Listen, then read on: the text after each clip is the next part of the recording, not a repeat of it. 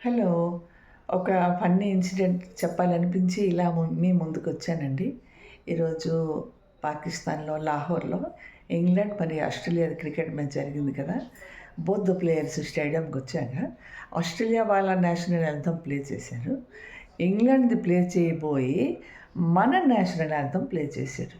ఎంత ఫులిష్‌నెస్సో వాళ్ళది చూడండి. ఏంటి ప్లే చేస్తున్నారో తెలీదు. రేపు జరగబోయే ఆట ఇంకెలా ఉంటుందో చూడండి. మీతోని షేర్ చేయాలనిపించింది. Pray for India. Okay. Chak De India.